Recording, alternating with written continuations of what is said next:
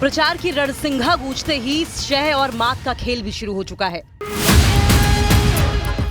लोकसभा चुनाव के लिए पहले टिकट की बिसात पर सबने अपनी अपनी चाल चली।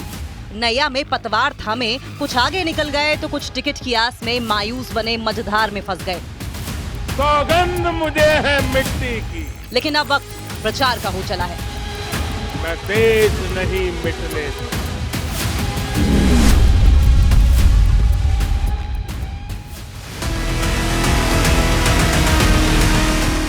पश्चिमी यूपी यानी कि जाटलैंड, यानी कि किसानों का गढ़, यानी 27 सीटों का वो मैदान जहां पर विजय यानी कि यूपी की फतह की तरफ एक कदम, यानी संसद में अंकों का दबदबा। 2019 के आंकड़ों की बात करें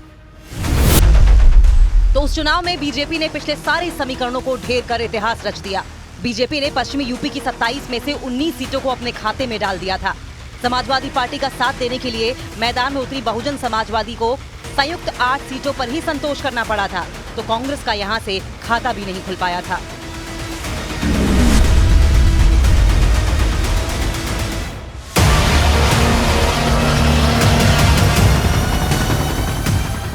इन 19 अंकों में सहारनपुर शामिल न हो सका था।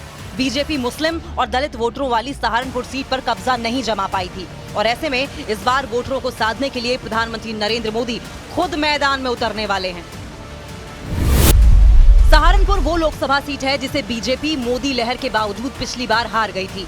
तब वहां से बीएसपी ने बीजेपी के उम्मीदवार को हरा दिया था। सहारनपुर में मुस्लिम समुदाय के लोग ज्यादा हैं, उनकी तादाद 35% से ज्यादा है। इस सीट पर दलित मतदाता भी निर्णायक हैं और उन पर बहुजन समाज पार्टी की मजबूत पकड़ है।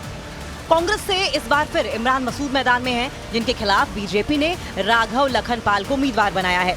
19 अप्रैल को पहले चरण में यहाँ वोटिंग है और समय बहुत कम है, इसलिए प्रधानमंत्री वहां विशाल जनसभा करने जा रहे हैं।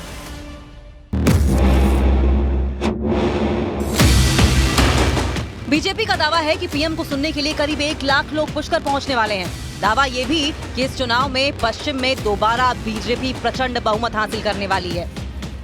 पीएम ने काफी सोच समझकर आरएलडी के साथ मंच साझा करने की सोची है, क्योंकि यहाँ अगर 27% मुस्लिम आबादी है तो जाट 17% हैं, एससी 25%, गुर्जर 4%, राजपूत 8%।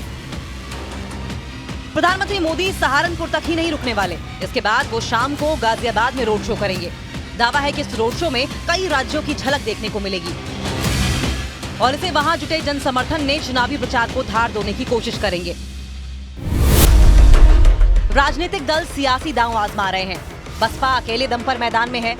बीजेपी ने आरएलडी को अपने खेमे में शामिल किया है। कांग्रेस, एसपी और अन्य दल इंडिया गठबंधन में रहकर ताल ठोक रहे हैं।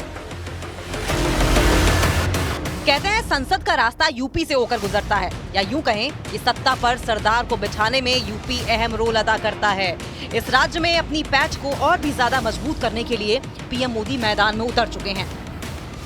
बीजेपी ने इस बार गाजियाबाद लोकसभा सीट से अतुल गर्ग को अपना प्रत्याशी चुना है, जिनके हक में वोट की अपील करने प्रधानमंत्री नरेंद्र मोदी खुद मैदान में उतरेंगे। पूर्व सेना अध्यक्ष वीके सिंह बीजेपी में शामिल होकर 2014 से गाजियाबाद से सांसद हैं और केंद्रीय मंत्री भी बने, लेकिन इस बार बीजेपी ने विधायक अतुल गर्ग को टिकट दिया और कांग्रेस ने एक बार फिर डॉली शर्मा को अपना प्रत्याशी बनाया। गाजियाबाद में पीएम के रोड शो से बीजेपी दिल्ली और पश्चिमी उत्तर प्रदेश को खास संदेश देने की कोशिश में है। गाजियाबाद सीट पर 26 अप्रैल को मतदान होना है। 400 सीट के अपने लक्ष्य को पाने के लिए बीजेपी हर कोशिश करेगी।